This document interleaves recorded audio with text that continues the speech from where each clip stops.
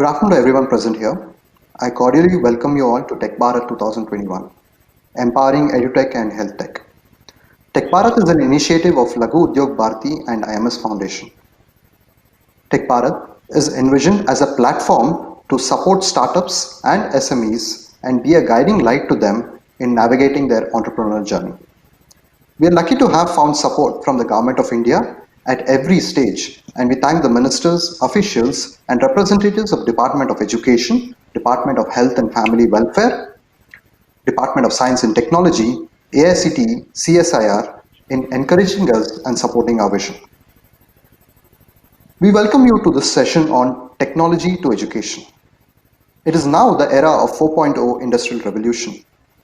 As we cannot keep education and technology in separation, it is time to look at creating safe and secure learning platforms for technology-enabled personalized education and embrace them. India is a country of 1.4 billion people and 1 billion reside in the Tier 2, Tier 3 and the rural areas. With much needed lateral shift in mindset, promotion of computer literacy and adoption of newer teaching techniques for both educators and learners of the rural mass in India, we would be able to close the gap, the huge divide between the level of education in the urban and rural mass. This effort, I'm sure, will have a huge social impact as well as tremendous business opportunity for the edupreneurs in our country. For this session, we have with us Mr. Pawan Kumar, who will be the moderator also. We welcome you. Thank you. Mr. Pawan Kumar is the co-founder of RT Lab, a pioneering incubation program for social enterprises in the assistive technology and the rehab solution space, offering them the much needed long-term holistic support. An initiative of RT Lab Foundation, the program seeks to promote innovations built in India, which are both affordable and appropriate for developing countries. He is on a mission to change the hardware ecosystem and maker culture in Bangalore. We thank you and are excited to have you here. Thank you. We also have Professor Pradeep Ray, who is the Director of Center for Entrepreneurship, University of Michigan Joint Institute, SJTU, Shanghai, China. Professor is logging in from Australia and we thank him for accepting our invitation. We are excited to have you here for today's panel discussion. Thank you. We have two more speakers, Mr. Sandeep Senan and Professor Amarendra Behera, who would be joining a little late. Mr. Sandeep Senan is the founder CEO of Bbox Labs. He's an entrepreneur, technologist, innovation evangelist, and STEM educator, and he's joining from our very own Bangalore, the Mecca for entrepreneurs. We are excited to have you here, Mr. Sandeep. We also have Professor Amarendra Behera, who will be joining a little late. He is the professor at Central Institute of Education Technology, a constituent of NCRT, Government of India. CIET is a premier national institute and undertakes activities to widen educational opportunities, promote equity, and improve quality of educational processes at school level. I now request Mr. Pawan Kumar to take over the session and moderate it. Over to you, Mr. Pawan. Thanks, Vishu. A good evening, afternoon, night, wherever you are. Welcome everyone, and welcome Mr. Pradeep. Thanks for joining us today. So Pradeep, I think since we both are here today, I would like to know a little bit more about your efforts in the EdTech sector. So if you can give us a brief about that. Thank you, Pawan. Well, I have been a professor in the University of New South Wales, Australia for last 17 years till 2016.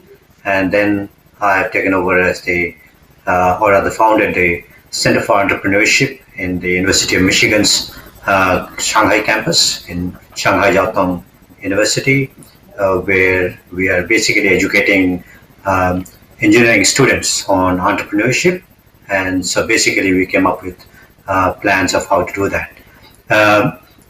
There are several aspects of education technology that I have been dealing with. On one side, of course, is the learning management systems we have been using in Australian universities for the last 20 years. things like Blackboard, things like Moodle, things like Canvas, etc. On the other hand, we have also been working with the masses, particularly in the context of health education, as you have seen in the case of COVID. A lot of people still ask questions: is it really a disease or it is a hype? That sort of things, and we have to educate the masses, and some of them are quite old, and they don't see the social media, and sometimes, of course, social media gives wrong impression as well. So therefore, the challenge we face is to how to educate the masses. And the other problem with the elderly population is that they're not conversant with the technology as well. For example, if you want to provide technology, tablets, etc., we found it very difficult to train them and to support them on that. So we have used a model called Silver Care, where young retired people, for example, in India, retirement age is 60 years. So a lot of people at that age are very productive, and they can help people above the 70, 75 years old and help them with that. So that's the kind of thing we are looking at as a kind of a holistic way of supporting. So learning management systems, mobile devices, mobile tools, along with the content. That's another very important thing, that we have to develop the appropriate content for appropriate sets of people. So, and this is a very appropriate topic today, because the world is seeing a revolution in the university or higher education sector. You might have seen in the newspapers today, and I have been in this sector for a long time. So 5 years from now, the sector will be completely different from what we have seen, face-to-face teaching and stuff like that. Of course, we know that the quality of face-to-face teaching is very, very good, and we don't want to sacrifice that.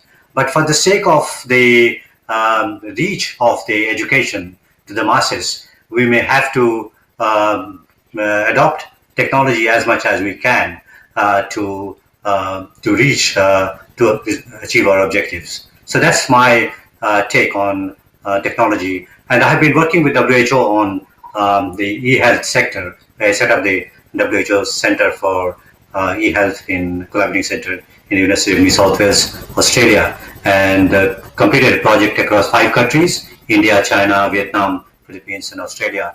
And that involved e-learning as well, on how to educate the health professionals. So that's another sector of education as well. So we can talk about a spectrum of opportunities here, and different types of products, different types of content, different types of services that can come up in this sector. Thank you. Fantastic. Thanks a lot. Thanks a lot for the introduction. I'll put a pin on a point that I want to discuss with you later, but I'll come back to it. Hi, Sandeep. Welcome to the session. It's wonderful to have you here. Hi, Pawan. Nice to be here also. Yes. So, Sandeep, we were just doing a quick round of introductions, and just go ahead and sort of give us a bit about yourself and how you're sort of associated in the EdTech sector and how you're looking at technology and education. Okay, so if you look at it, we have been working in EdTech from the year 2012. So it's been 8 years we have been there, and one of the primary focus when we are looking is we used to work with schools a lot, which means that we are looking at how do we aid students to come out with innovative things. How do you intermingle stuff? See, technology, when we say technology, right, we can look at it from 2 points of views. One is with respect to using technology as tools to build up efficiency, to see that there is one-to-one coaching, all that. So it is basically like a backbone or an infrastructure. And the second one is technology as a skill or as a knowledge base in itself. So I think that how do kids become adept with technology so that they can use it in places? Like, for example, how do they build their own stuff? How do they, if they want to design something, how do they design something? So we have been a company who have been working in the last 8 years to see that how do kids pick up these skills. So we work in tandem with over 500 schools at this point of time, where we set up maker spaces, we run innovative programs, whether it is to do with short-term workshops or to do with what we call as long-term integrated programs, with schools. So just like they have maths lab, science lab, they have innovation labs. So which are physical places where kids can come experiment and do and build stuff which they are passionate about. So this is my view of it. Of course, we work not, of course, because we have to deliver, we use it as a tool, but at the same time, we also look at technology, saying that as a skill set for the kids to basically take it up and go ahead. So this. Fair enough. Sure. Thanks, Sandeep. So I think coming to the point of where you're looking at current disruption that has caused everything to sort of literally everybody to say, let's hit the reset button, literally, right? So the academic sector is sort of strongly looking at how do you come back after this, like, the new normal that we so call after post-COVID, right? What are your thoughts? So I'll go with Professor Pradeep first. Like, what is your thought first? Like, what is academia trying to grapple with, and what are we trying to do? Okay. The objective of the academia is to provide high quality education to the students and also assess them. As you know, the universities are ranked worldwide, and they provide education, and the university sectors also have to keep up their reputation in terms of their standing, etc. as well. So the challenge we face today is how to reduce the costs and also provide the education remotely. Two reasons. Number one, of course, the cost reason, and number two, of course, is to reach the education to many attendees or students from many places. So from, for example, in Australia, we have students not only coming as school leavers after finishing school, some of them are working, and some of them are even retired people. For example, I probably mentioned to you that I taught in a university called University of Third Age. I don't know whether you've heard of it. University of Third Age is for retired people. It's a huge international network, and retired people learn languages, skills, computer, etc. So therefore, we have a mix of students of different levels, different abilities, and different needs. How to provide the services for all these sectors of students? That is the challenge the world is facing today.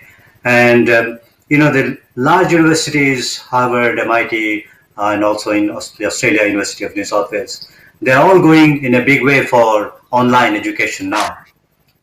But at the same time, we have seen that students are not that happy to accept online education in the current form. And therefore, and of course, some of the famous universities charge a lot of fees as well.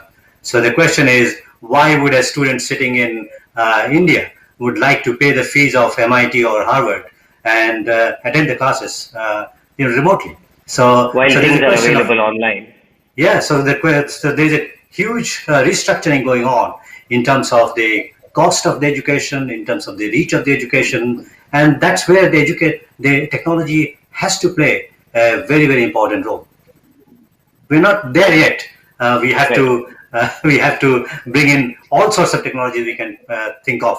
Gamification. We have to think about artificial intelligence, the content modeling. All that we have to bring in to probably improve the level of standards that we can deliver and which can meet the expectations of face-to-face education.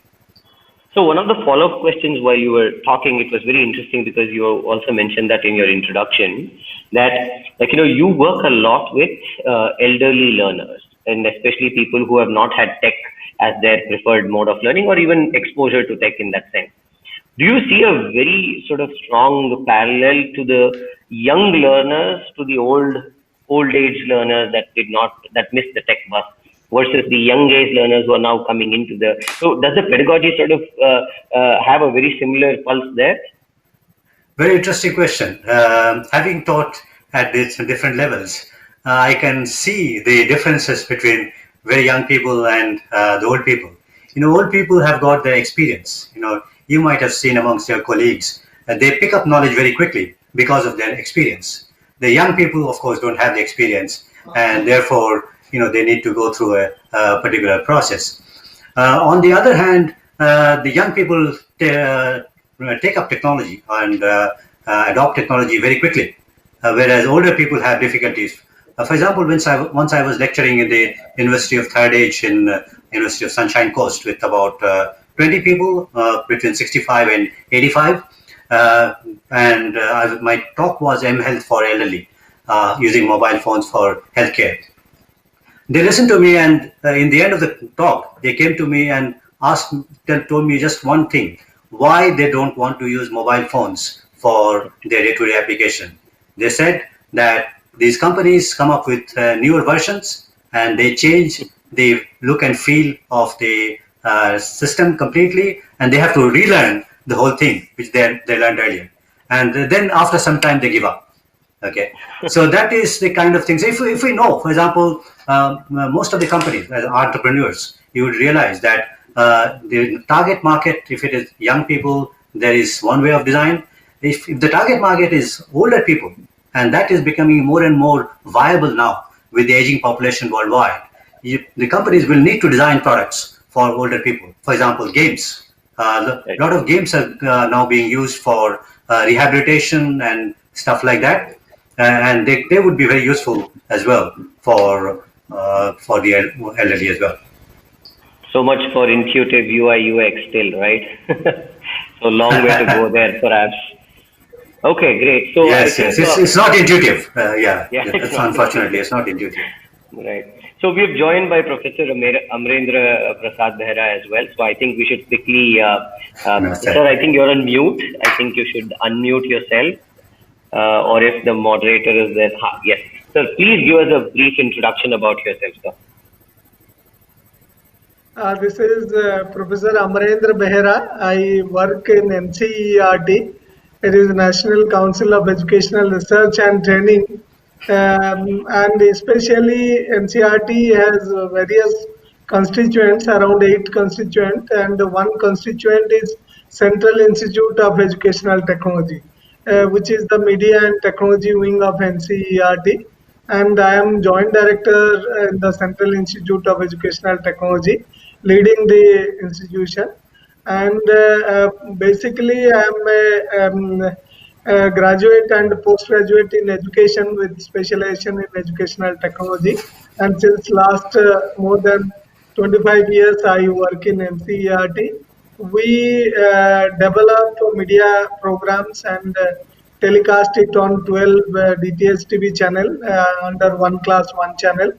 And we have around 34 online courses for students and teachers. And that we run through SWAYAM platform of Government of India, study waves of active learning for young aspiring minds. And NCERT is also managing 2 OER portals. One is Diksha, Digital Infrastructure for Knowledge Sharing. It is in the area of school education, and we also have a National Repository of Open Educational Resources. And all the textbooks of NCERT we have digitized, and it is shared under ePathshala, Diksha, and NROER, all these 3 portals. Around 2 dozens of portals and 10 mobile apps we are managing for school children and teachers and teacher educators. Recently, we have launched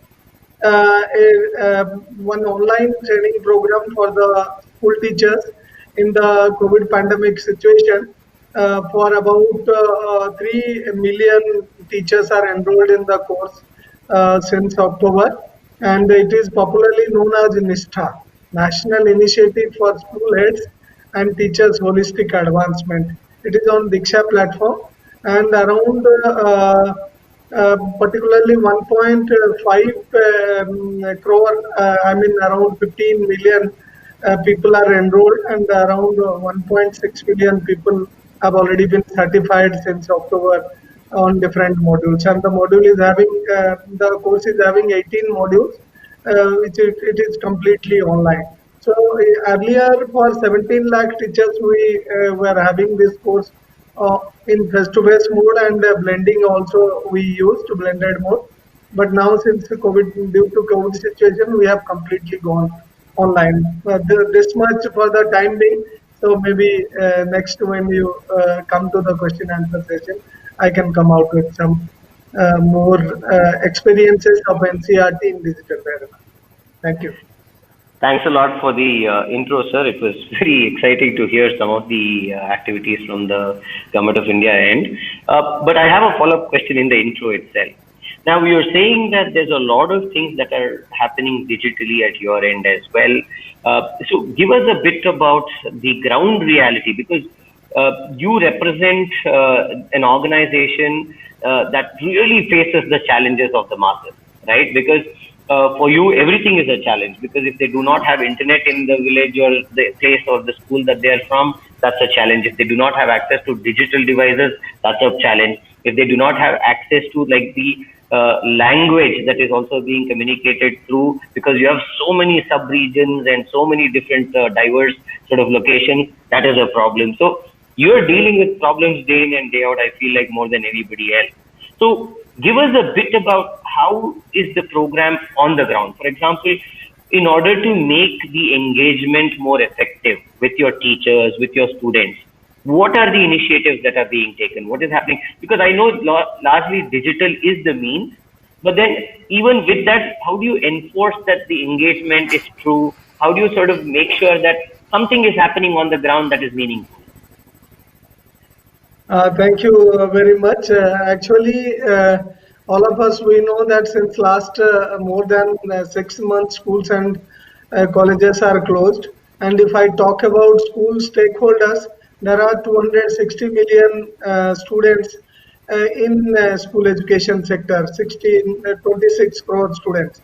And if we include both higher education and school education, there are 330 million students, 33 crore students, and nearly 1 crore 10 million teachers are there in the country.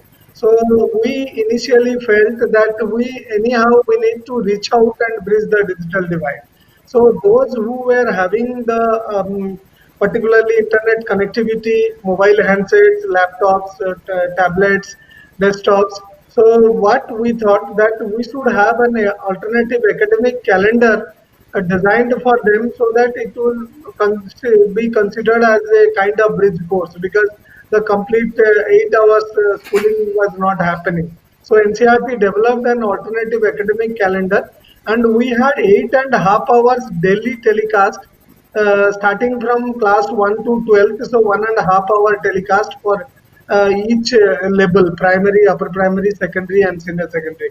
Because we thought that since many of the children, they don't have smartphones, and internet connectivity also at many places plays hide and seek. So in that case, television and radio are the potential mediums which government can use and deliver the content to the school students. So very apt, Government of India introduced PM Vidya in the month of May. So Honorable Finance Minister announced PM Vidya. As a part of PM Vidya, Diksha was considered as one nation, one platform. So for bringing all the variety of content on Diksha, so that from classes 1 to 12th, those children who are able to access the content through internet connectivity, smartphones, they should have all those content together. And the second one was visualize that one class, one channel. So since NCRT works in school education sector, very promptly we started working on one class, one channel plan. And on September 1st itself, we launched one channel, one class plan as a beta run, trial run, so that children should not be deprived of getting e-content. And simultaneously, the government also thought one class, one channel in terms of radio also.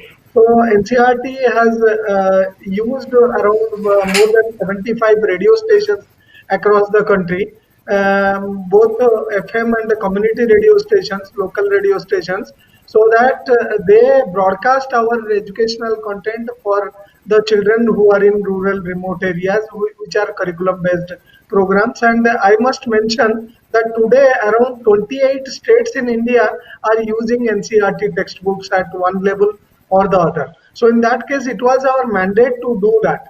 And again, another thing what we did, now almost 100% state, they use radio broadcast and Doordarshan Kendras for telecast of educational content.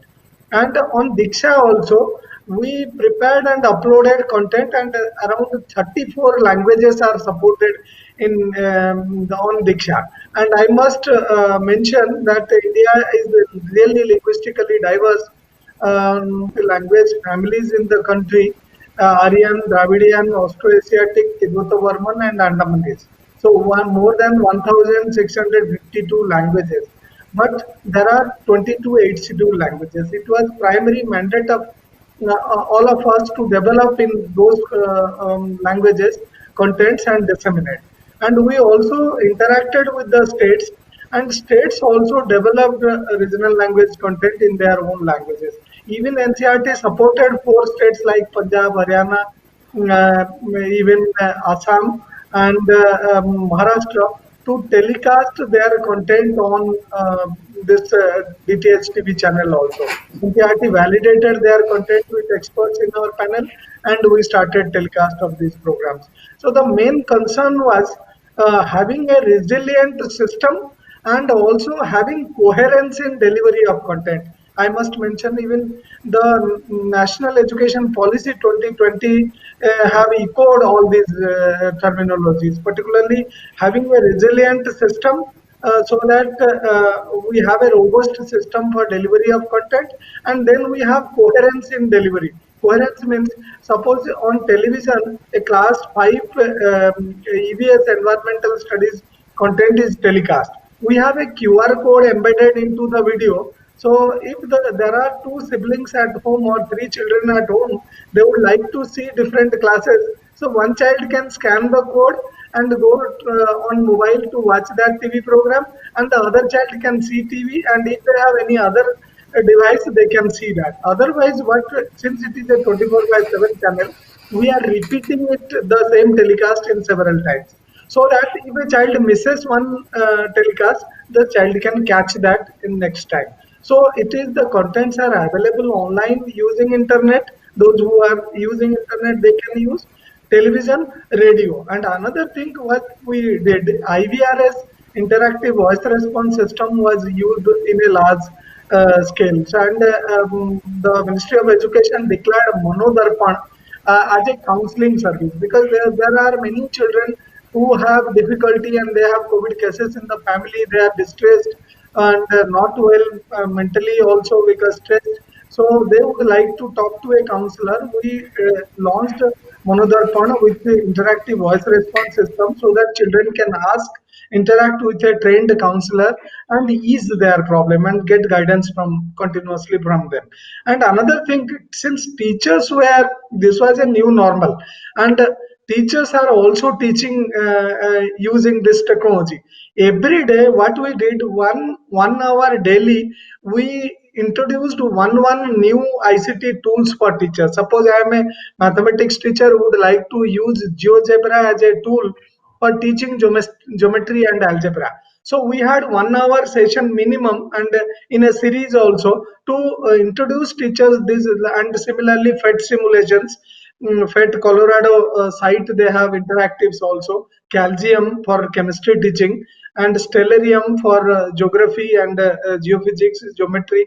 So for that also, and many such tools, even concept mapping tools, so were introduced to the teachers, so that at ease they can understand these technologies and they can use. Similarly, teachers were doing a lot of video conference and all, so a lot of FOSS tools were introduced to them, how they can use it in the teaching learning process and assessment also. Even one typical example I will cite, Jammu Kashmir. So they had issues with internet connectivity.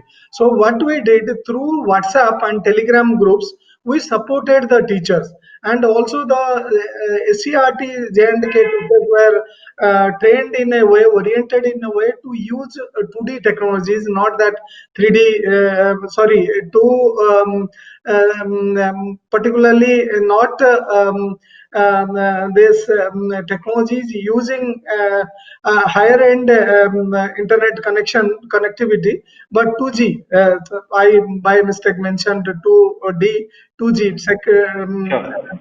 or 3G and 4G or 5G. So we mainly using social networking, how they can use resources and the small videos and worksheets or sheets also, and they can share it with different states. Even Government of India had several of meetings with the secretary level and ministers level, and even SCRT directors level, so that all that what is happening at the national level are taken care of at the state level, and also we learn from each other. Like Kerala or Gujarat is having 16 DTH TV channels for each of their classes, so they are practicing coherence. There are 12 states, they are practicing coherence access to digital content. So let us learn from each other. Similarly, Assam, Punjab, Haryana, they are also doing that. Maharashtra.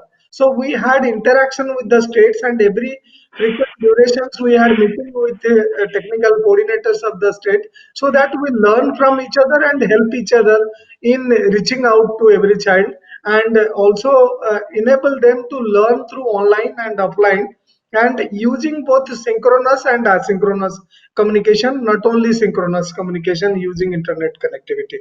So these were some of the technological innovations tried in the pandemic situation, and you will be surprised to know that almost every state they came up to a particular level expectation, and they designed and delivered digital contents through multiple modes, including radio, TV, and the internet. And there are around 35 states on board on Diksha. You will be surprised, in pandemic situation 800 crore learning page views we had during pandemic situation, and today 1100 crore page views are there as far as the resources are concerned. So you can just imagine. So not that we are just using these platforms to deliver content.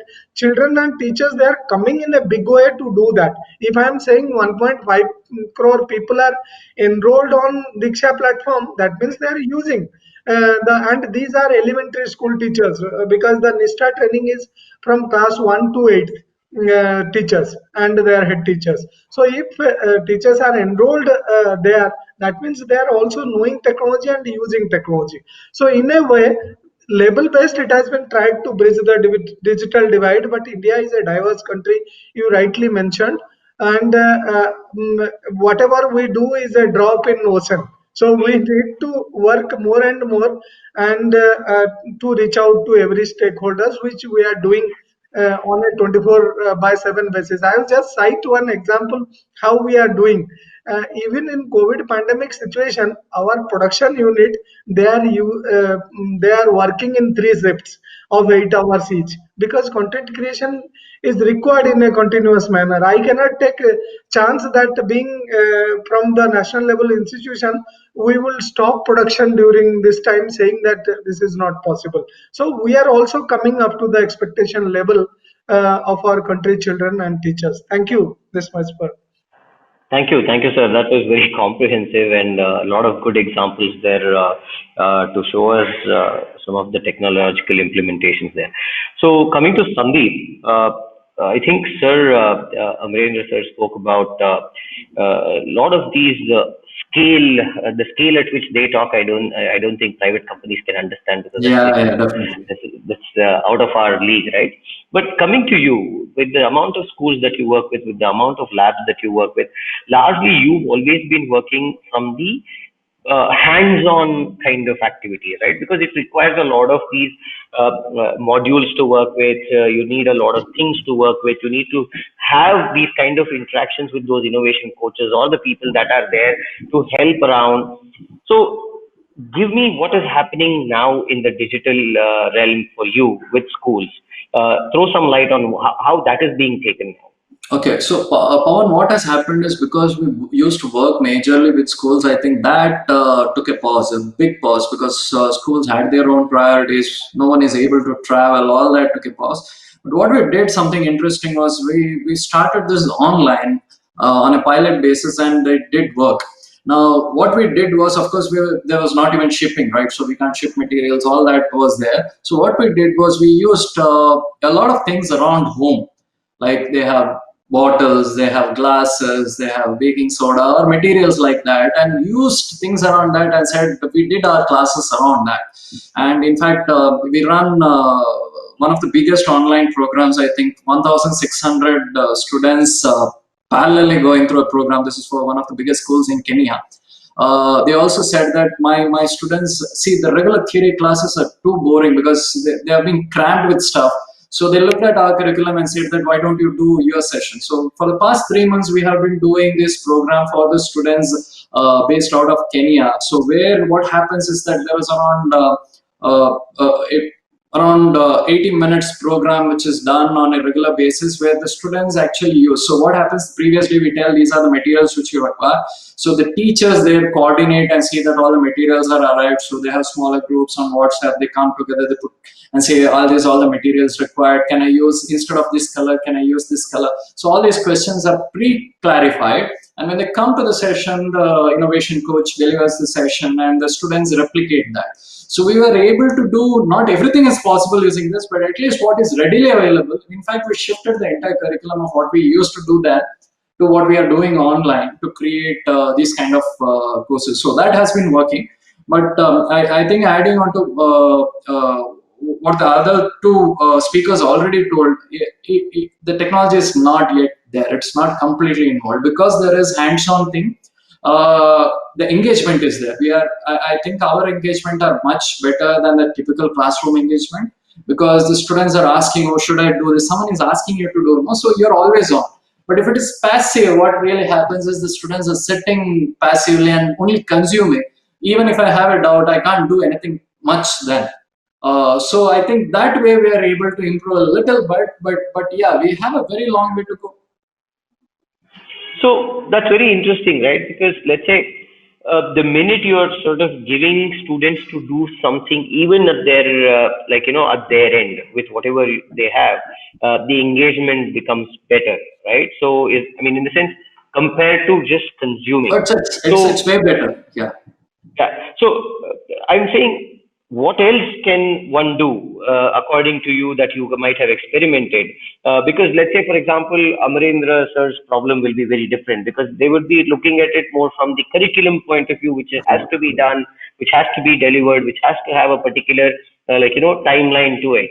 For you, it is more on the excitement, curiosity creation, or doing something physical. So, but have you tried to tie that to the curriculum side now that you are seeing that curriculum is now becoming digital? Not much.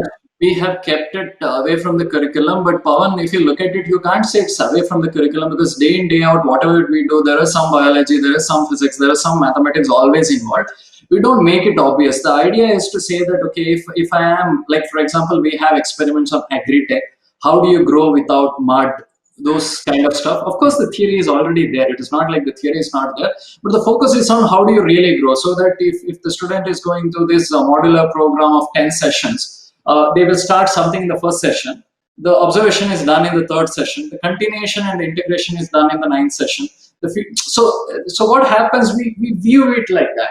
So what happens is that it is a continuous process, and what also happens is because there are 15 students, we typically take around 15 students in a batch. In 15 students, so when I show my, like for example, small plant which has come, so the kid is showing, hey, look, this is my plant. And the other kid is actually, oh, it has grown this much. Why didn't it grow? What did I go wrong? So this creates a conversation in itself. And you'll see that engagement level, our sessions are very, very high. But what you do is that you cannot still do everything. There are a certain set of things because we are constrained with materials, delivery, what is available locally, like for example, and even the terminologies, like for example, initially when we used to do people didn't understand the word Maida, and Indian kids were using the word Maida, so we'll use Maida for this biotechnology experiment, and the others were living clueless, so they asked what is Maida. So these kind of things are there, but I think we still stick with something which is not rudimentary. The science part or math part is there. I'm not denying it. There is art also. In fact, we ask them to paint a few stuff, design this stuff, come and show that off in their final sessions and all. But I think we majorly focus on how do you keep them involved, how do you keep questioning stuff, how do you, as you said, curiosity, creativity. That's what has been our main forte. See, but you're absolutely right. I'm saying that there's the correlation that you don't want to make it obvious, but then working in the school system, right? Somewhere, the parents are excited to ask, the teachers are excited to ask, like, which chapter does this experiment or does this belong to, right? Pawan, in our case, we make it quite obvious saying that we are not teaching them science, maths or something. So I'll tell you what questions comes. The questions really come with respect to the curiosity itself. Like, for example, sir, if I had taken Maida and instead of that, if I had used rice flour, what would have happened? And most of the time you said, why don't someone else try this and come back and tell? So these kind of things happen rather than we don't say, okay, we are going to cover, because I'll tell you, we don't classify them in groups of classes. Like, for example, 6th grade altogether. In Kenya class, because it is structured in classroom, we are doing. But apart from that, from the students in other groups, what we do is they are subscribing to a program from various parts, right? Some are 8 years old, some are 11 years old. So what we do is we don't essentially have all of them in the same class. So we can't say this belongs to the 8th grade syllabus. So what we say, this is a generic experiment which is not there typically in your textbook, but it is a fun experiment. In this, what do you think you all learn? And there are principles which are covered. Some of them might be relevant for 6th, some of them will be relevant to 8th grade. But we don't say we are covering science and this particular chapter is that we don't do that.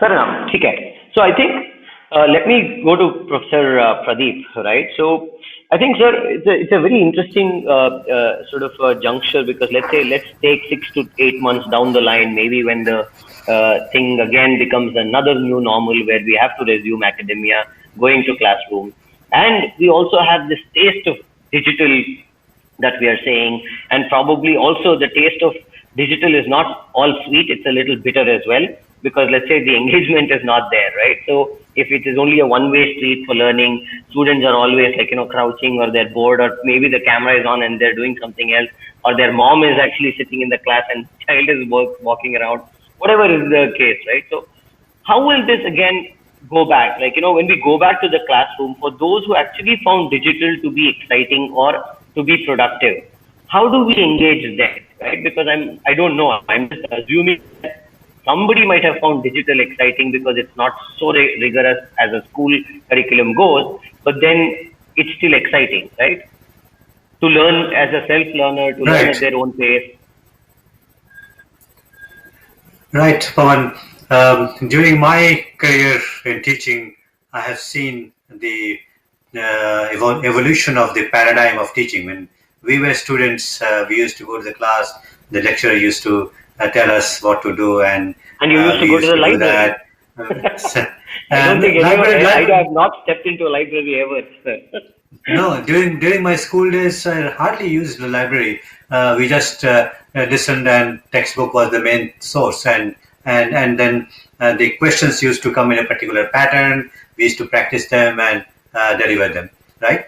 But that is the paradigm suited and probably still relevant for scalability, because when you have to teach large number of students, as Professor Behera said, that model works, has worked already.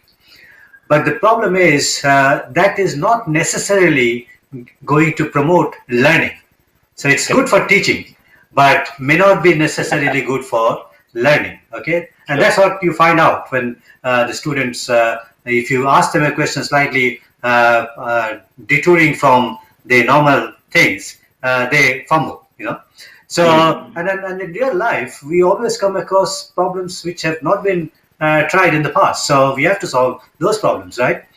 So there is now a trend towards what we call is flipped classrooms in many universities worldwide.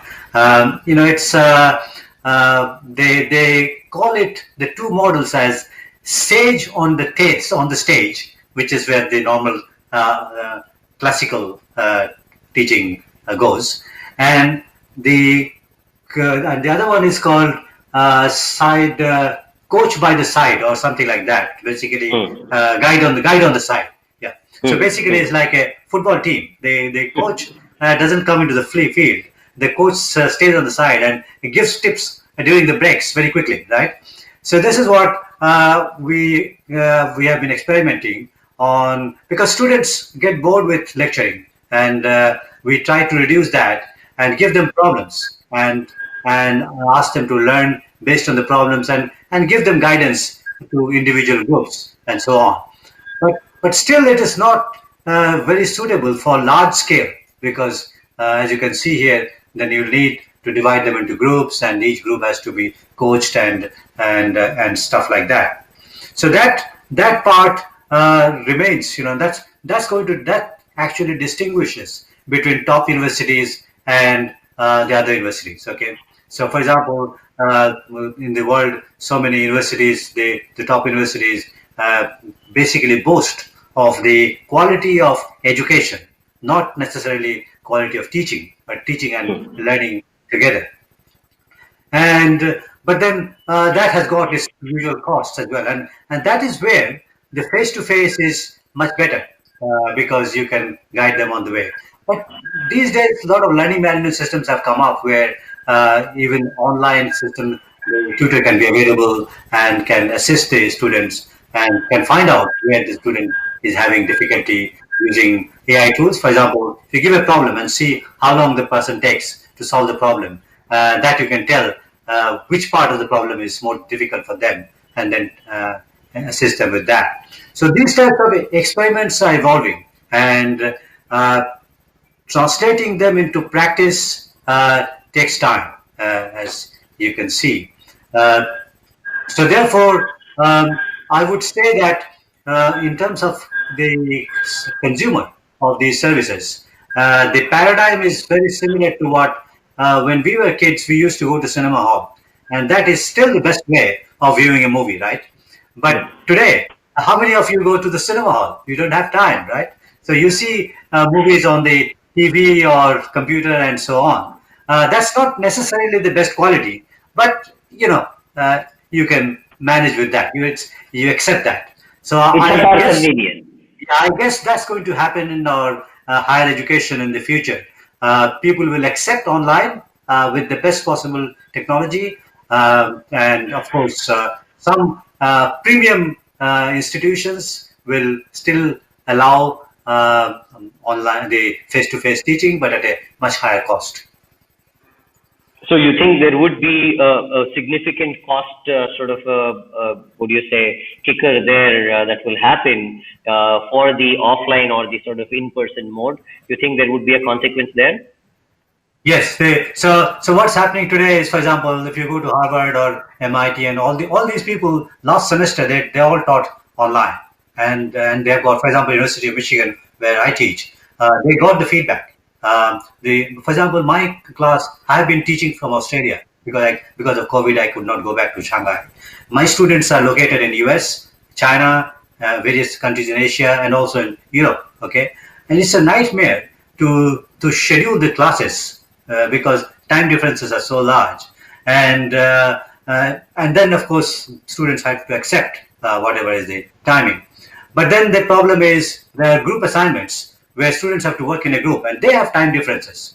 They have a huge problem of collaborating with team members in different time zones. Okay, so therefore, this semester, what we have done is to ask most students to come back to the campus for face-to-face teaching, and most of the lecturers and instructors are also back in the campus.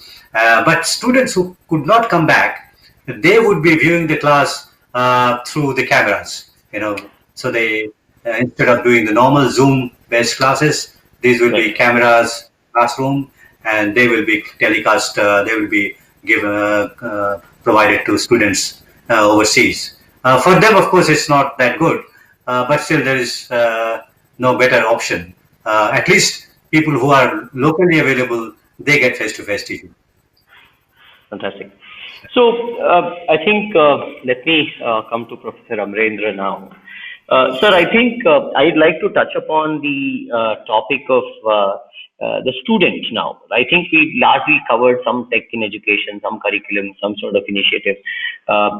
So how are we viewing, because let's say, for example, whatever is being taught or whatever is part of our curriculum today, I know that the National Education Policy 2020 has rolled out, and things are in the process to make it happen, where there's a lot of talk about multidisciplinary approach to help students start understanding it from a very young age, right? So can you give us some information about how that is happening at your end? What are the initiatives that are being taken so that, let's say, by 2025, 2030, when this has to be actually rolled out, what are the efforts that are happening now? Thank you very much, Pavanji. Actually, you rightly mentioned that the National Education Policy 2020 talks about no hard separation. So, in a way, means reducing the discrete disciplinary boundary of subjects. And in school education, it needs to happen also. So, pedagogically, what we do, so we follow integrated approach and the thematic linkages as far as the teaching of different subjects are concerned. Like, for example, if I mention water as a theme, shelter as a theme, clothing as a theme, food as a theme. So if water is a theme, so it not only it is taught in the class of geography, economics, political science, history, it can also be taught in mathematics class and also in science classes. So in that way, if I am a geography teacher, and again, not only that, these hardcore disciplinary subjects are the only key and these are being taught. You rightly mentioned, we take care of the physical and social well-being of children. We take care of their values and no doubt their physical fitness, and also we take care of the areas like art, and music, dance, even creative activities, so that they can be nurtured in a way to become creative and intelligent and achieve 21st century skills, including uh, developing appropriate skill level. Now, I was mentioning that if water as a theme has to be dealt, so while children are given a task that they have to draw different sources of water in Madhubani style of painting, or in Worldly style of painting, or in Basuri style of painting, or Patachitra style of painting. So in that case, art is integrated to geography, and children are drawing different sources of water like well, like river, like canal, or maybe like any other source, water source. So same way, if the child is knowing about different states of water, solid, liquid, gaseous, the form, so the child is coming to the this one science class, not necessarily that the subjects are bifurcated and taught in having discrete disciplinary boundaries. So similarly, while talking about water and polluted water, what happens if a child consumes polluted water?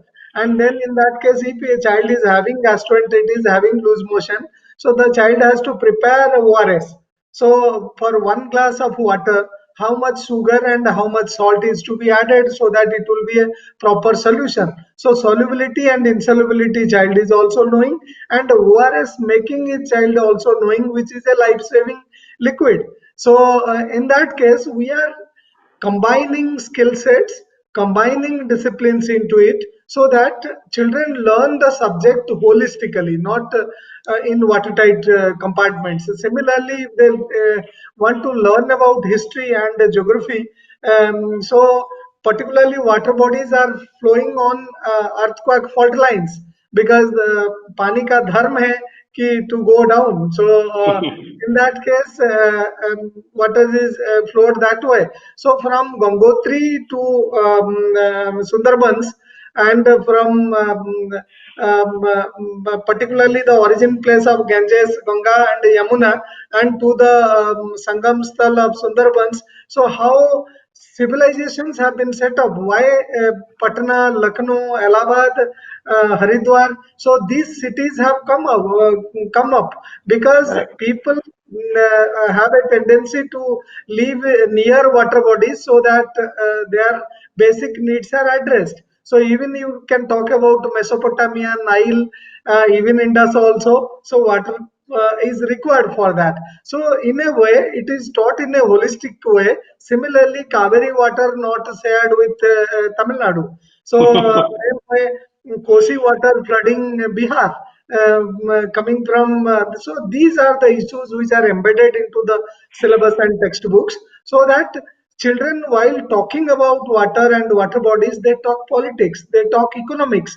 So suppose a child has to buy 5 liter of water, not 5 kilo water, not 5 centimeter water, not 5 meter water, because even the child is learning measuring tools for measuring liquid.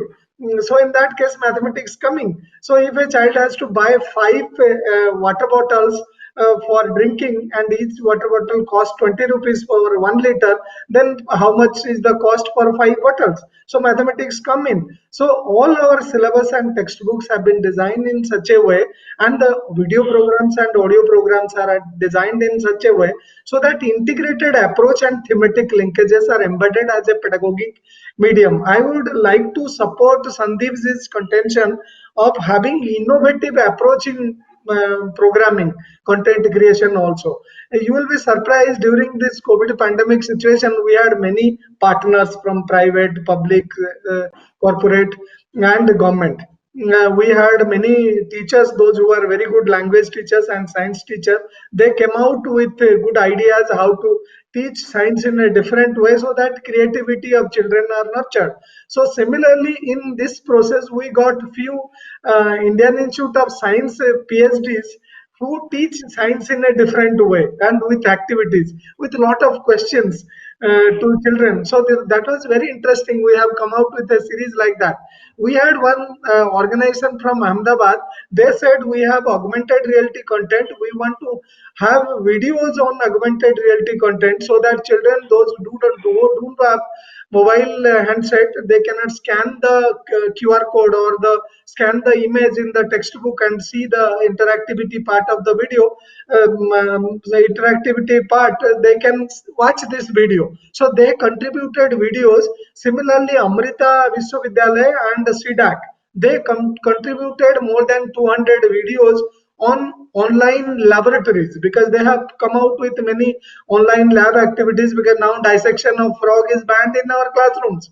So if a child has to dissect a frog virtually, so the child need to go to the virtual lab activity and do that. So it was really exciting for all of us that teachers, corporates, NGOs, they came together and worked with NCERT and worked with the state to develop content which are in variety and nurture the creative talent and intelligence of the children, not only just train them to answer a few questions, rather become creative and critical thinkers and independent learners. So those kind of activities also we have done. So we in toto follow integrated approach and thematic linkage, and the pedagogy address that, so that even the constitutional values, scientific temper, peace oriented values, yoga, physical education, even we have a series of video programs on yoga. Every day we telecast for children so that they keep themselves fit and they build their stamina to fight against COVID-19 pandemic, and use the basic tricks. So that is also being done. Even during this particular process, every day we have 30 minutes live video with the counselors. So we telecast it on all the 12 channels, and directly children, parents, teachers, they can interact with the counselors, so that on everyday basis they are concerns, their tension, their inhibitions. So those are addressed by the trained counselors, and these are the trained counselor trained by NCRT only, because since last more than 30 years we are running a PG diploma course in guidance and counseling. So those teachers across the country, they volunteered. So more than 370 volunteer counselors, they are helping us in this way. On Manodarpan front, also on Sayog front. Yeah, over to Pawanji. Thank you, sir. That is also, again, very comprehensive. But I have a follow-up question on your engagement and in a very specific way to one of the SDGs, the UN SDGs, the Sustainable Development Goals, for especially on diversity and inclusion, right? So where we are talking about children with disability or children with lack of access to primary education, especially, right?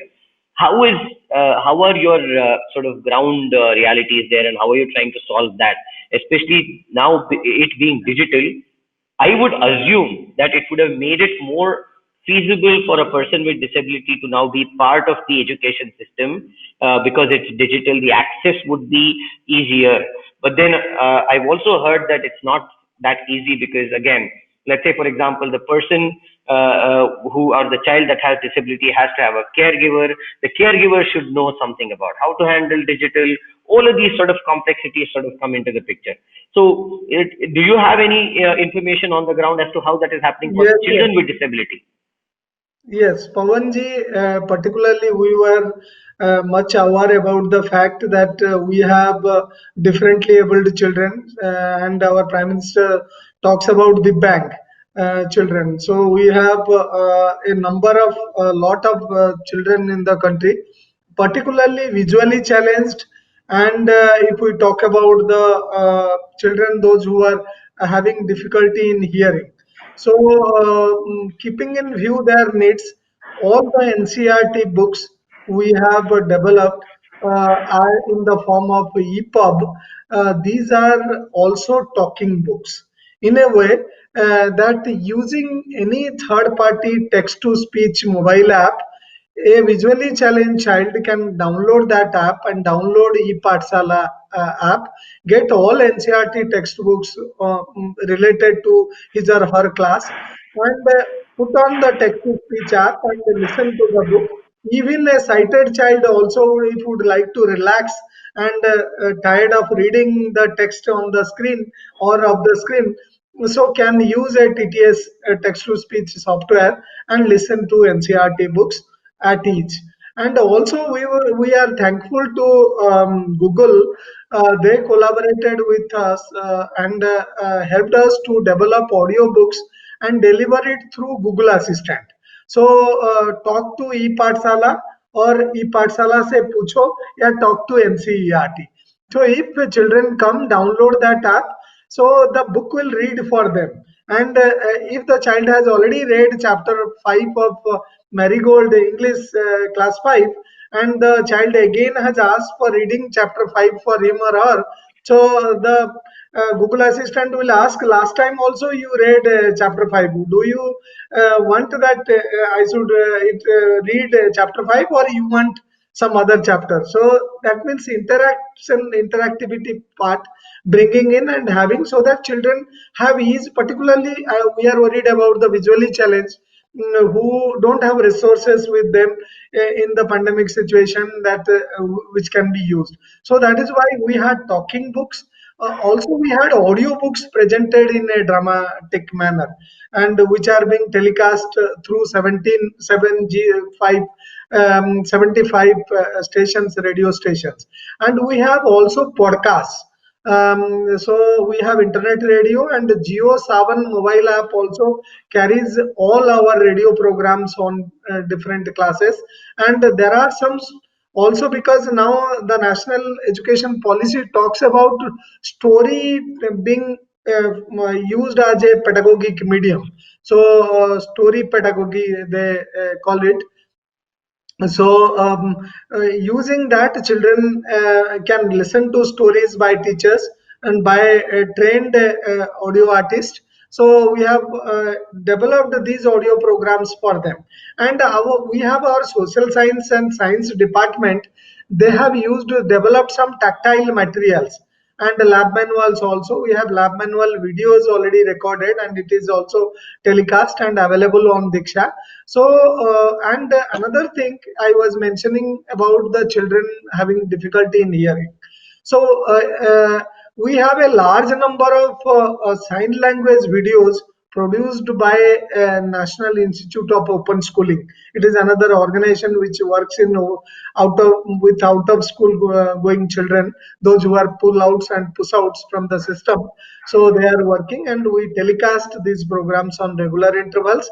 And recently, you will be happy to know that we have signed a memorandum of understanding with Indian Sign Language Institute Research Center and Training. With their help, we have started developing curriculum-based sign language videos so that the children who have difficulty in hearing can use these videos, and we have started its telecast also. So these are some of the things we are doing, and the NCERT also provides copyright to National Institute for NAB, National Institute for Blind, and related organizations to develop braille books on NCERT textbooks. So they also support in this front, and we are continuously working with them. Even two IIT graduates and the National Institute for Blind, so they have helped us how children can use these EPUBs in a better manner, and using the text to speech. Even they have helped us converting Urdu textbooks and Hindi textbooks to EPUB, because sometimes the font doesn't support and all. So technical support has been provided by them. So to do that, but still this is a burning area, and we are working, and we know and take into cognizance, and that on this area more and more work is needed. Thanks, sir. Thanks for the comprehensive thing. Professor Pradeep, I just have a follow-up question for you, because whenever we say people with disabilities, even geriatric disabilities come into the picture. So when you have worked with people, or elderly, right? I'm sure you have come across some of these technology implementations for learning. So would you like to tell us what kind of technology implementations you would work on for people with geriatric disabilities? Most of our programs have been with the elderly about disseminating information, social information or government notifications to the elderly, which come through over the internet or e-government mechanisms. So these are the things which we help them disseminate them through the Silver Care model. As I mentioned earlier, Silver Care involves young retired people who already have pension, and they get a gainful engagement by looking after about 12 elderly people beyond 70 years in their locality. So all they have to do is just maybe visit them, have a cup of tea, and discuss with them some of the recent things. And that is the way we found it's very effective, and both in terms of the updating them and also solving their queries in terms of the technology, which is the major problem some of them face in using these digital environment at this point of time. Okay. Sandeep, quick question to you. I think we'll sort of shift gears towards the outcome of all of these initiatives that everyone is doing in their own sort of ways, and trying to sort of, especially in early education and higher education, right? We're all trying to gear our students to ultimately be either job seekers or job creators, right? And I think there's only about two ways to look about it. So I think what you're trying to do is to try and make most of them curious, innovative, and then sort of be more like, I don't know, more productive than anybody else, I guess. So would you be creating job creators versus job seekers? Okay. See, Pawan, when we look at kids, especially, and why we created this program, one of the basic essence was that, see, there's this thesis. So anything you look right, you have this right constraints, all that part of it. And with right brain, there is no boundary. You can go whichever way. So it's the scientific way of looking at it or the artistic way of looking at it. There's also thesis which we say there is a certain art to science, and there is science in arts. So if you look at it, that culmination is what we are trying to do. So what we are trying to bring is the silos. We didn't like silos when we started it 8 years back, saying that maths must be taught. In fact, I'm very happy with Tamrinder sir talking about the way he looked at water and expanded. Now that is the thesis, but the thesis here is that we are not trying to teach them a curriculum. What we are trying to teach them is if a kid has an idea, and a kid has an idea as early as 5-6 years old, and this is quite evident. Now, when he comes out with an idea, the articulation is he'll come and ask, how do I go about doing this? Now, that structure is what we essentially try to provide. And that structure we provide using various means. Like we expose them and ask them more questions. We make them do stuff which are irrelevant and then try to see whether this is relevant to your context. We try them to push into a logical approach and see whether that works for them. That doesn't work, and failure is an option, and failure is a major option for them, saying that you do this. And in our classroom, right, if you look at it, one of the basic thing we say is that if there are 10 teams working on different projects, we say it is okay for 3 or 4 teams to fail. Really, we don't have outcomes. And sometimes teachers used to watch this, right, and kids used to complain, we were not able to complete, we failed, we were not able to do, and that is something which used to tell this is okay. So these are aspects which are typically not there in classroom renting. We wanted to bring it together, and we wanted to bring science, maths, their dreams together into a common place. So that was the crux of why we created this kind of innovation lab, saying that, okay, I have my idea, it is not the teacher's idea, and I want to work on it. What can the teachers and my friends who are from different, like someone is very inclined on the looks and feel, someone is very inclined on adding the features and the tech into it, someone else wants to talk about it. So how do we all come together? And so that's the crux. So there will be a few of them who will end up becoming what you call as job creators, and there will be a lot of them who will probably take up jobs, but they are independent guys who can actually be enterprising inside an enterprise. So that's the crux of what we look at.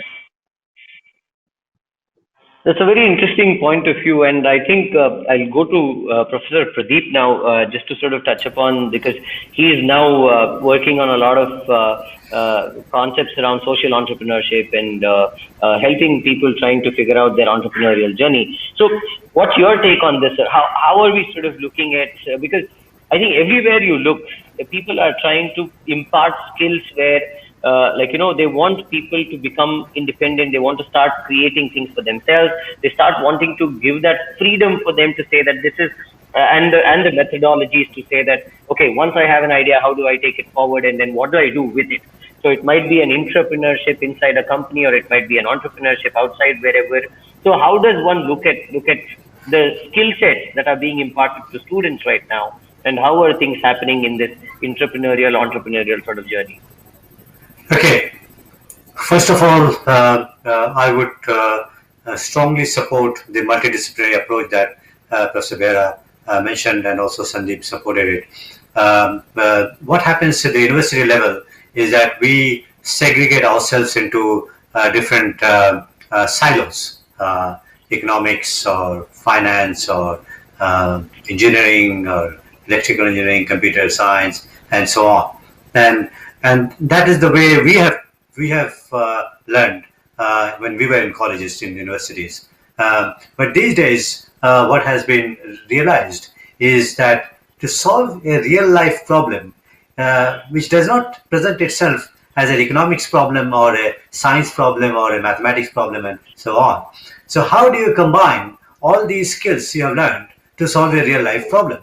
Okay, and that is the key to entrepreneurship. And if you can combine your knowledge from the different disciplines to solve real life problem, that's the best approach. But I have had direct experience of doing multidisciplinary research involving colleagues from business, engineering, and medicine, and it is really hard. I have to tell you, because each discipline has its own culture, its own publication outlets, and its own formats of research, and so on.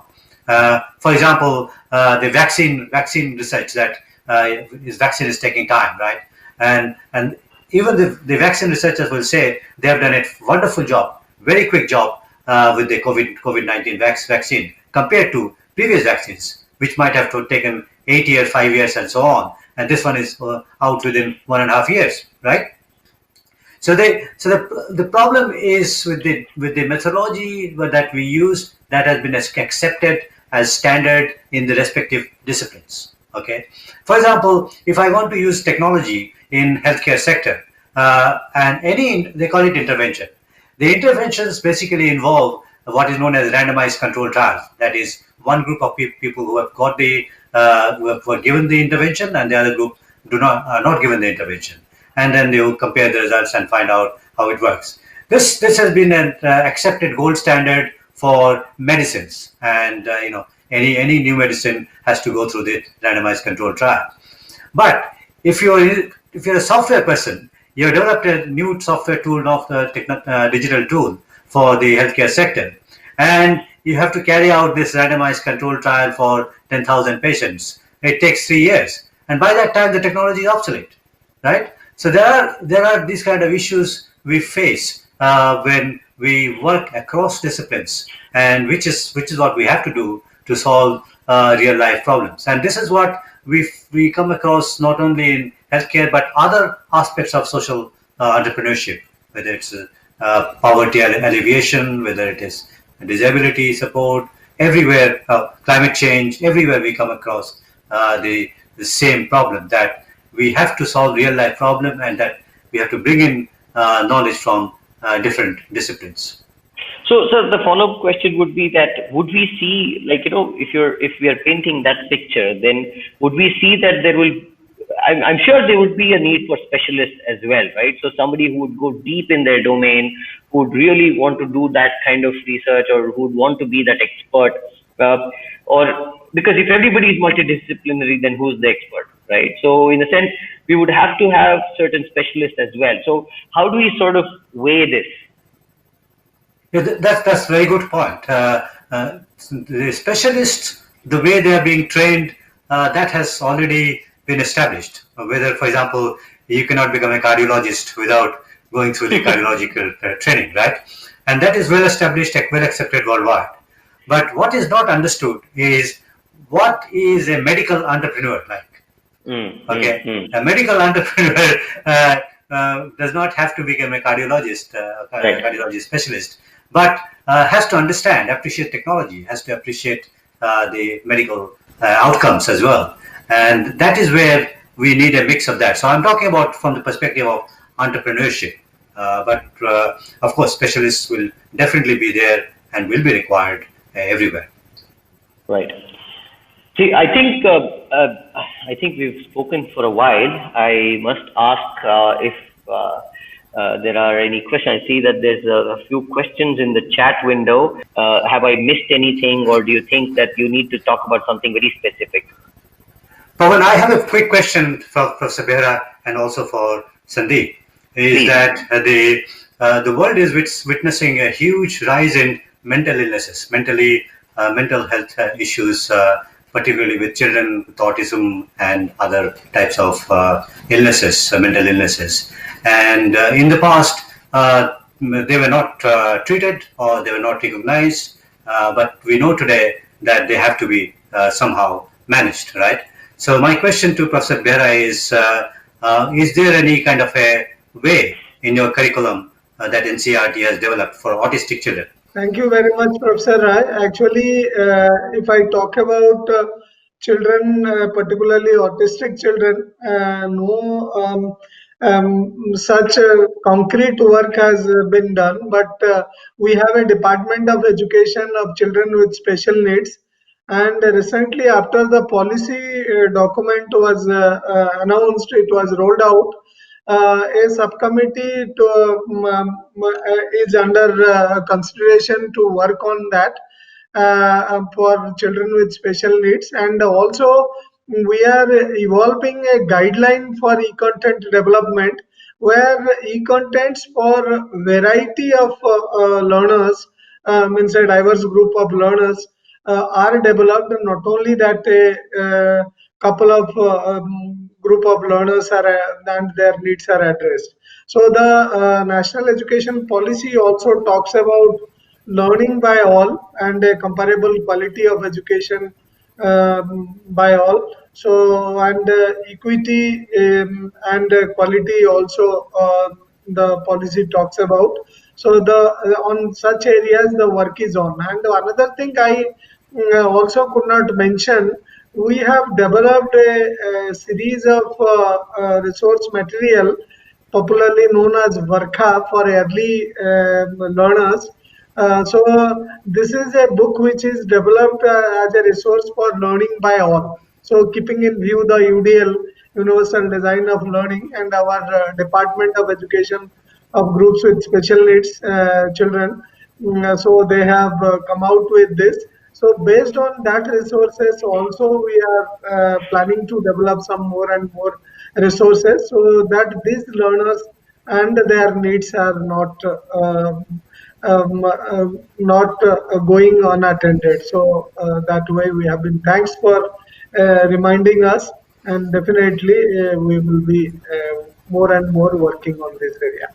Since we're talking about technology, I have heard from the specialists in this area that autistic children normally don't see in the eyes of a person talking to them, whereas they see into the eyes of the robot. So maybe there's an application of robot possible, and some of the entrepreneurs may want to get involved in the education of autistic children in India. Yeah, sure. And the policy also talks about the use of disruptive technology for teaching, learning, and to have a resilient system using technology. So even the policy talks about setting up of a national educational technology forum, and the whole process to set up this organization is on by the Ministry of Education, Government of India. So and the organization will be an R&D kind of organization, and it will support in research in upcoming areas.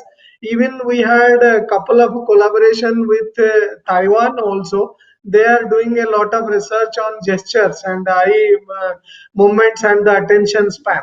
So we are also planning to go ahead with some collaboration with IIT Kharagpur and Taiwan National Central University, so that more and more research we can do using technology and help the children with special needs to address the concerns and help them to achieve a comparable quality of education by them as well.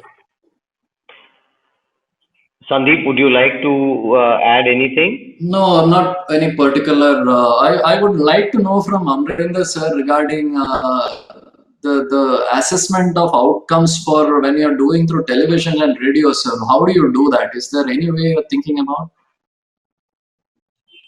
Thank you very much, Sandeep ji. Actually, particularly while using television and radio, the assessment mainly teachers are focusing on doing through one worksheet, particularly sharing the worksheet through social media and getting it done. Many states like Jammu Kashmir, Gujarat, Maharashtra, even in Assam also, teachers have many other states. I named a few.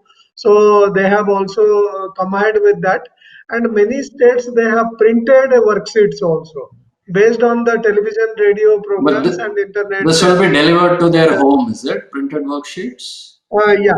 Yeah. They through the block level education officers and cluster level officers. So these are delivered to the teachers, and teachers again in their regular routine visit. Uh, Whatever they plan accordingly, so they provide that. But mostly during this close down situation, lockdown situation, teachers used social media to do that. Even white videos recording and sending them. Based on the white video, using one seat where children they can work, so that the parents they can help children to do that. Even many teachers they used Google Class also and Google Form for having assessment, but since many of the children they don't have internet connectivity and smartphone, so that is why printed worksheet was also considered one of the solution to help those children. So those are now being done more and more, because in the situation this situation couple of states they opened their school. When they say that again the COVID pandemic is the cases are escalating, then again they close the schools. So in that case, so this thing may happen. So very often schools will be open and then close. So we need to have a standby. And as Professor Roy mentioned, that having a blended mode of learning, both face to face, online and offline, so could be the real solution. And University Grant Commission and even in school education level also, we are working for a national level framework under after the policy comes in. So to have this in school education as well as in higher education, so that some credit transfer policy and the percentage of course to be done face to face and online could be decided. Though UGC is having a policy 2080, so 80 for face to face and 20% online. But I think that has to be reversed now. So maybe at least it's not reversed, but 50-50 in COVID. Somewhere. Yeah, that's right. So at least in 50-50, we need to think for that. And also we need to have a policy, because in higher education there is a policy of equivalence. Suppose a post-graduation of Michigan University is equivalent to Punjab University, or Kurukshetra University, or Delhi University, or JNU, or a postgraduate from Punjab University is equivalent to Kurukshetra University, or Delhi University, or Jamia Millia Islamia. So similarly, we need to have that a student doing the course at 10th level from Punjab board and Haryana board, Odisha board and Tamil Nadu board is equivalent to NIUS board and CBSE board and ICSE board. So, so that this policy will help that the child, even if doing through blended mode, credit transfer can happen, accumulated, and certification can be issued, so that the child is not a victim, rather a successful child, and completing the course in a successful manner. So we are also thinking broadly on these areas also and debating. And your This work is is this is thanks actually for you, sir. this is actually happening in our campus in Shanghai. Oh, Students who want to go to US universities like Cornell University, Carnegie Mellon University, and University of Michigan, they are unable to get the visa to go to US universities. So what they are doing is they are studying at our campus, University of Michigan in Shanghai, because of that equivalence, as you mentioned, and that kind of working right now. So I don't know about future, but currently that's going on. Yeah. Absolutely. Yeah. Sir, I think one of the other things that we did not discuss, now it comes to me while we were discussing, is cyber safety and harassment of underage children, right? So we are talking about access to digital, access to a lot of things that can corrupt young minds, and then also there will be people who will take advantage of this who are older as well, right? So we are talking about child pornography or child abuse or child harassment or digital whatever, bullying, whatever that you can think of from the digital realm. How can one sort of also be very cautious about this? Because now that you are giving these kind of tools to children and people out there, how do you sort of safeguard this interest? Yeah, actually, since this has become a new normal in India, the teachers teaching online and students coming and learning online. So promptly we came out with a guideline on cyber safety and security. So even we have do's and don'ts for students, teachers, parents, and schools, developed by NCRT and disseminated in collaboration with the UNESCO Delhi office. Also, we have come out with a guideline how to check the cyberbullying and what are the do's and don'ts of cyber safety and security. Even we have ICT courses also for 9th, 10th and 11th, 12th. We have included a chapter on cyber safety and security on this. And Government of India has come out with the Pragyata Digital Education Guideline. So in the digital education guideline, Pragyata we call it, you can search on NCERT website, on Ministry of Education website also. So we have a guideline for digital education, because when the schools were closed, there was a mad rush of having online classes for 8 hours also by some of the schools. So knowingly or unknowingly. So it was punishment for children directly or indirectly, for the parents also, taking a lot of bandwidth and bills and fatigue, and tension and stress children, those who are not having smart gadgets. So promptly ministry advised NCERT to come out with a guideline, digital education guideline, where restriction of having online courses for 90 minutes and 180 minutes maximum for up to class 11 12th, that was decided. And even we had a guideline for agronomics, means body posture, so how children should sit, and even the minimum exercises what they can do, and the yogic exercises what they can do. So all these have been included, including a library of other related resources, repository of other related resources which they can, like we have Swayam Prabha, even Swayam Prabha videos are available on YouTube, even National Digital Library, so Diksha, so NROER, ePathshala. So these were the reference points which were part of the guideline, and it was given. Even CBSE also had many sessions on this, and we have, I mentioned that a webinar every day, 1 hour from 4 o'clock to 5 o'clock.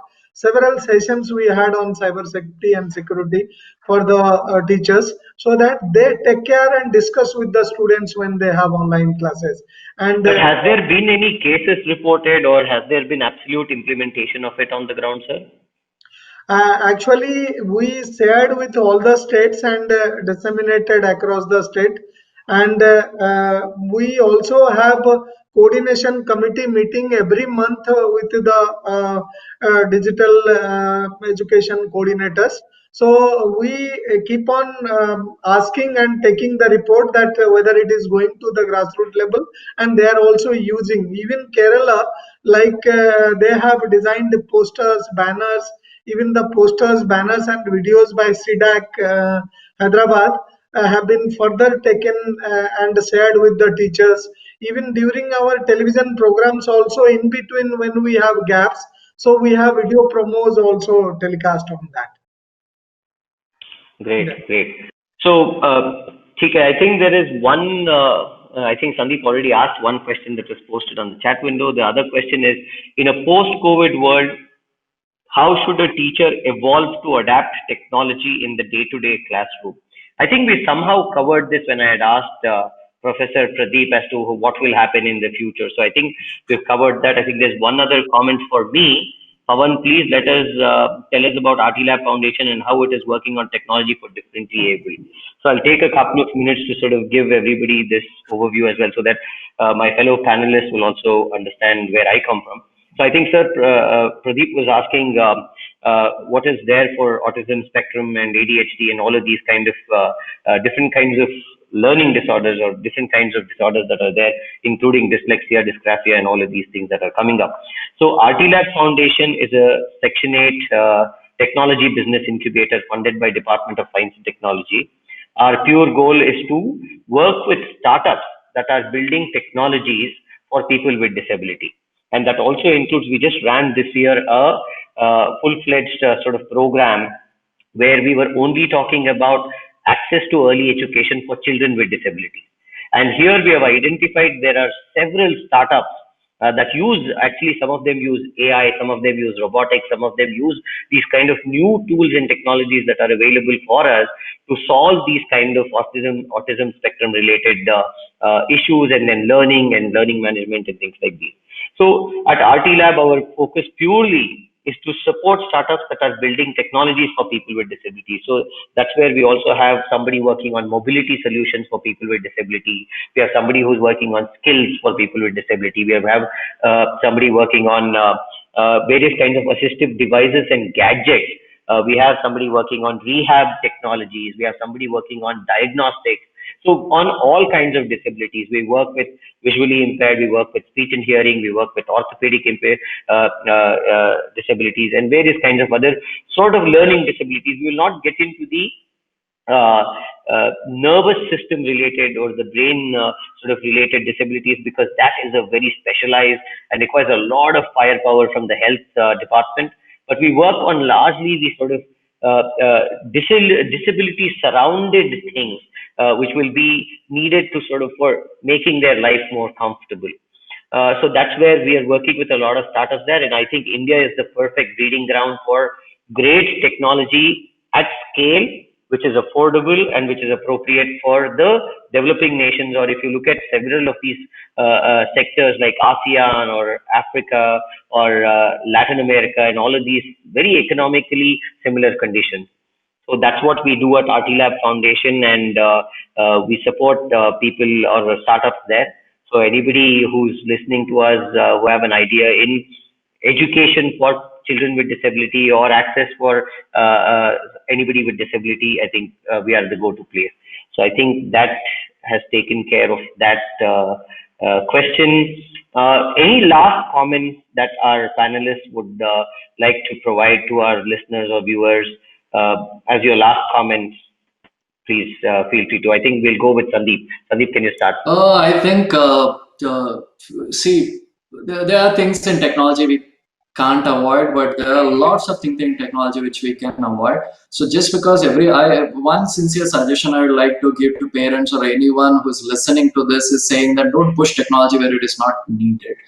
So I think where it is needed, definitely use. Where there is no other way, please use. But as sir was telling the other day, making students sit for 8 hours, 12 hours, it's torture for everyone. I think some things are better, no matter how better they learn. I think some things need to be avoided. So I think that's a thought I would like to. I think parents might have learned it the hard way now. So that's one thought which I would like to leave. Great. So Professor Amarendra, what are your final comments? Thank you, Pawanji. Actually, development of 21st century skill is the key, and sustainable development goal for also needs to be achieved in toto. So in that case, we need to make our learners independent learners, creative and critical thinkers, and a problem solver. And technology plays a greater role in that. And also with coming up of disruptive technologies, so a lot of automation and machines are going to take over the industries also.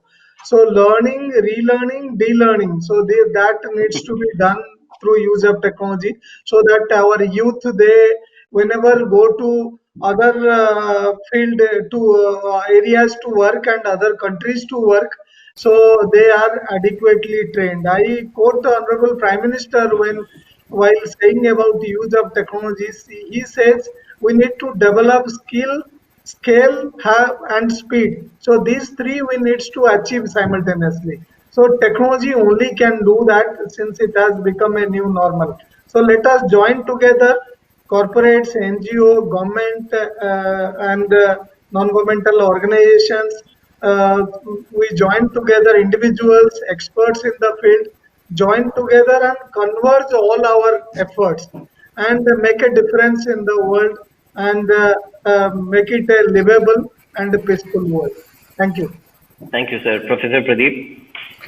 The world is changing very fast, and when we were students, we used to talk about models for producing something in large scale, and mass production was the thing we talked about. But people with digital technology these days know that the products don't have to be only mass produced, they also have to be customized. Otherwise, the customer doesn't want to accept it.